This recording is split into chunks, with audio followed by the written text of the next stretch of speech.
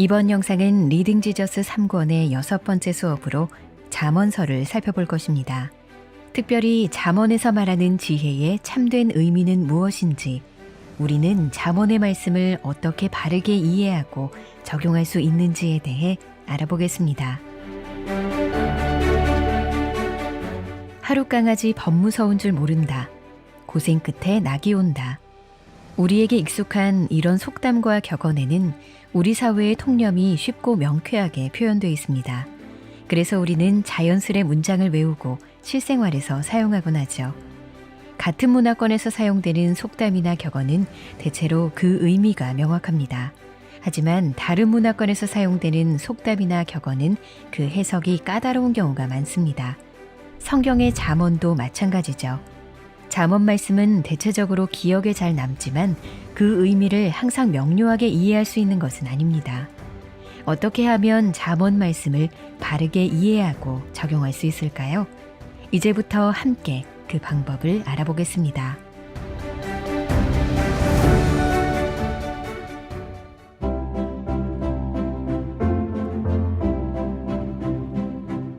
잠언을 바르게 이해하려면 해석하는 단계가 필요합니다. 먼저 잠언의 원래 청자들이 잠언 구절을 어떻게 이해했는지 생각하고 그를 통해 어떤 행동을 장려하고 어떤 행동을 금지하려고 했던 것인지 고려해야 합니다. 그리고 이보다 더 중요한 것은 잠언이 어떤 상황에 맞는지를 파악하는 것입니다. 잠언 26장을 예를 들어 봅시다.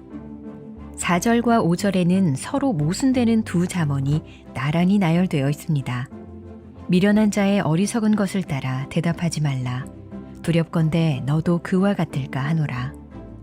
미련한 자에게는 그의 어리석음을 따라 대답하라. 두렵건대 그가 스스로 지혜롭게 여길까 하노라. 어떤 잠언이 맞는 말씀일까요? 어리석음에 따라 대답해야 할까요? 아니면 대답하지 말아야 할까요? 정답은 상황에 따라 다르다입니다. 4절은 어리석은 자들과의 논의는 결국 무익한 논쟁이 되고 마니 그런 자들은 멀리하라는 의미입니다. 5절은 어떤 상황에서 미련한 자에게 답을 주지 않으면 그가 스스로 옳다고 생각할 것이니 답을 주라는 의미죠. 각각의 상황에 따라 두 잠언 모두 맞는 말씀이기 때문에 어떤 잠언이 어떤 상황에 적용되는지 아는 것이 참된 지혜입니다. 상황에 맞지 않는 잠언을 적용하면 삶이 잘못된 방향으로 인도될 수 있기 때문이죠. 그래서 잠언 26장 9절은 미련한 자의 입의 잠언은 술 취한 자가 손에 든 가시나무 같으니라고 경고합니다. 상황에 맞지 않게 적용하는 잠언은 유익한 지침이 아니라 술 취한 자가 휘두르는 위험한 무기처럼 사용될 수 있다는 뜻입니다. 잠언 해석의 마지막 단계는 말씀을 실제 행동으로 옮기는 것입니다. 잠언의 말씀은 십자수처럼 벽에 걸어놓는 목적으로 쓰인 것이 아닙니다. 실생활에서 사용하고 자녀들을 가르치는 목적으로 고안된 것이죠. 그러므로 읽고 이해하는 데서 그치는 게 아니라 삶의 지침으로 삼고 실천해야 합니다.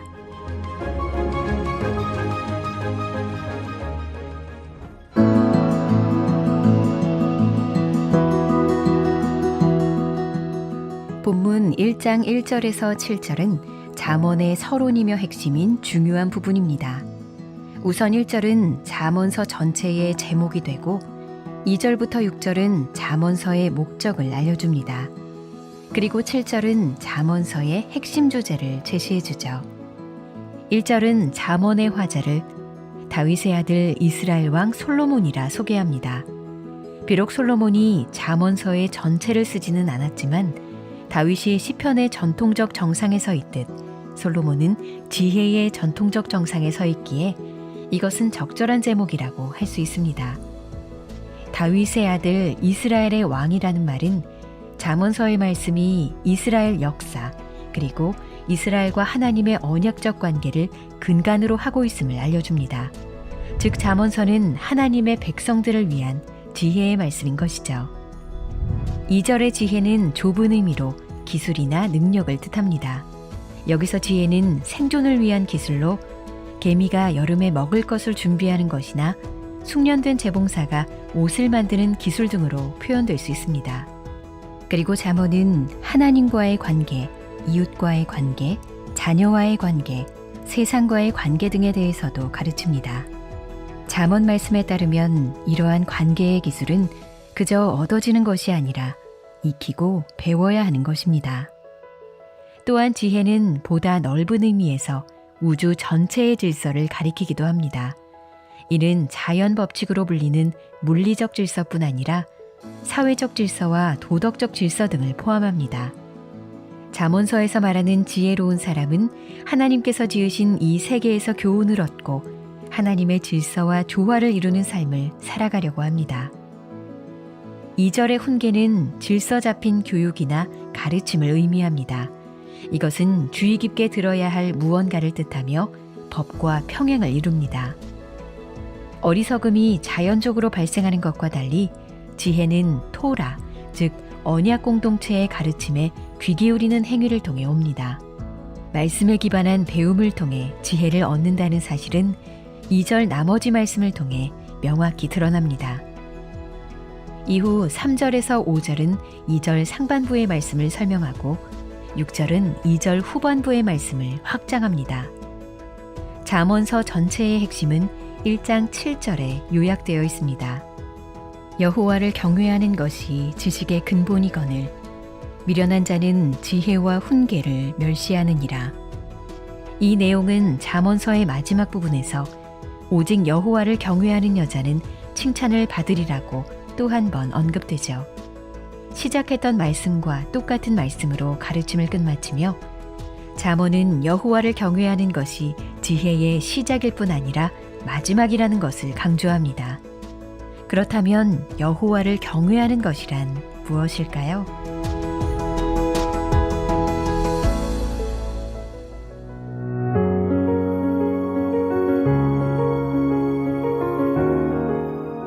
먼저 여호와를 경외하는 것은 하나님을 아는 것을 뜻합니다. 하나님이 누구이시며 인간에게 요구하시는 것이 무엇인지 바르게 이해하는 것이죠. 이것은 추상적이거나 따분한 지식이 아니라 사랑과 경외감, 신뢰 등의 정서적 반응을 포함하는 것입니다. 하나님을 알므로 그분께 순종과 경배로 나아가게 하는 지식이죠. 또한 여호와를 경외하는 것은 여호와를 두려워하는 것입니다. 이것은 어떤 부정적 감정이나 노예적 두려움을 뜻하는 것이 아닙니다. 신명기 말씀을 보면 하나님을 두려워하는 것은 사실상 하나님을 사랑하는 것과 같다는 것을 알 수 있습니다. 곧 하나님의 말씀을 삶의 지침으로 삼아 주님의 언약에 기초한 삶을 살겠다고 결단하는 것입니다.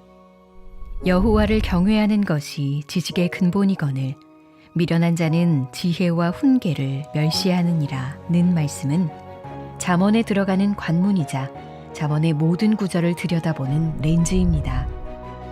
그렇기에 잠언의 모든 말씀은 이스라엘과 언약을 맺으신 여호와를 경외하는 틀 안에서 이해되어야 합니다. 하나님과의 관계를 다루지 않는 것처럼 보이는 말씀들이라 해도 말입니다. 하나님은 우리가 어떻게 사는지 관심을 갖고 계시며 우리 인생의 모든 영역을 다루는 포괄적인 말씀을 우리에게 주셨습니다. 하나님과의 언약 관계는 우리 삶의 모든 부분에 영향을 미치고 모든 삶은 주님을 경외하는 것 안에서 살아가야 하기 때문입니다.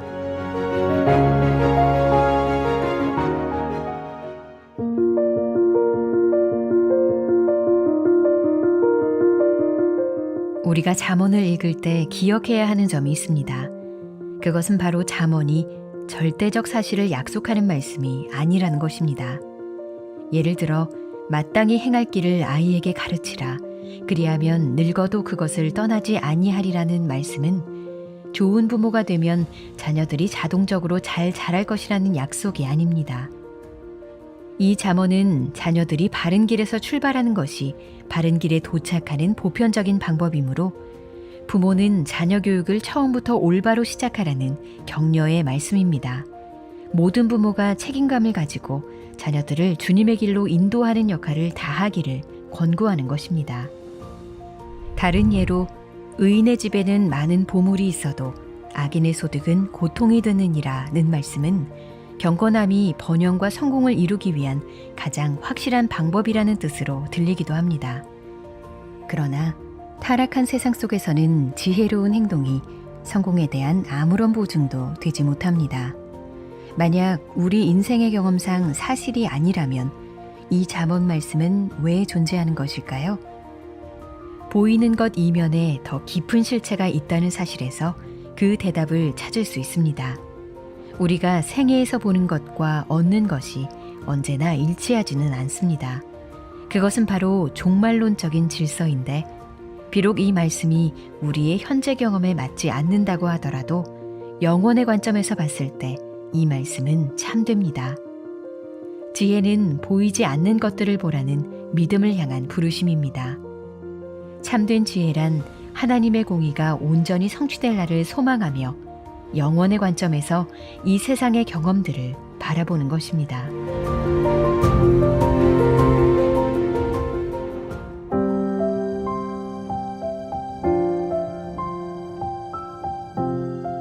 많은 사람들이 잠언을 읽으면서 도덕적인 접근을 합니다.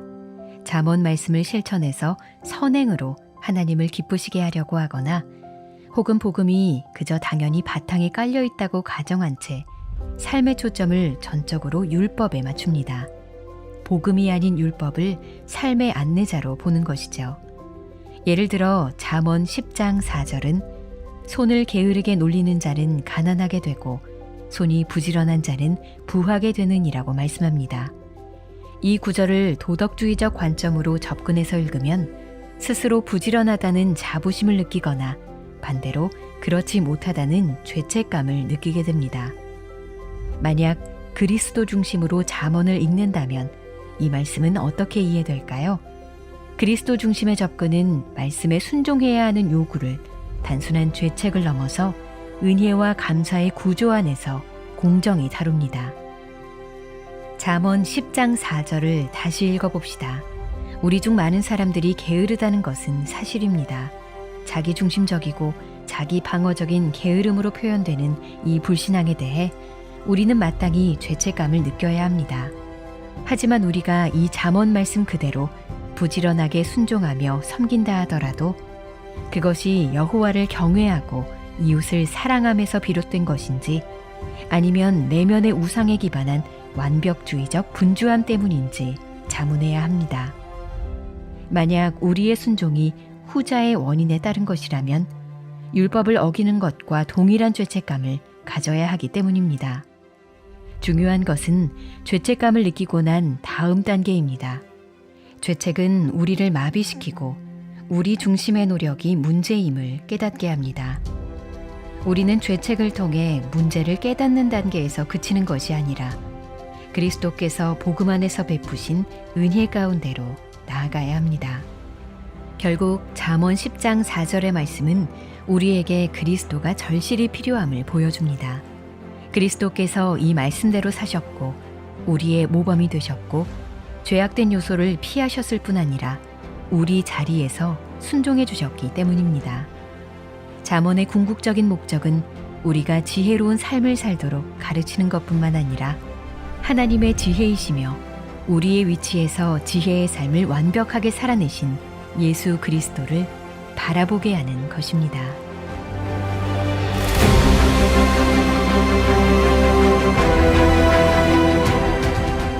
예수님은 우리에게 복음 안에서 하나님의 지혜가 되십니다.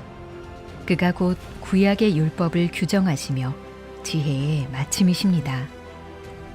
예수님은 바로 이 세상의 지혜가 되려고 오셨습니다. 하나님의 지혜는 약점과 고통을 통해 승리하는 것이고 특별히 십자가의 어리석음을 통해 승리하는 것입니다.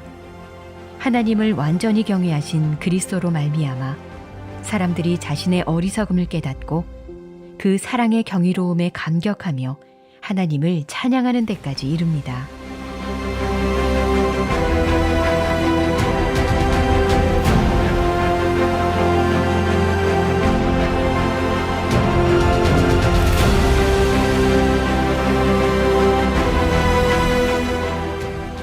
다음 영상은 리딩 지저스 3권 그 마지막 수업을 담았습니다.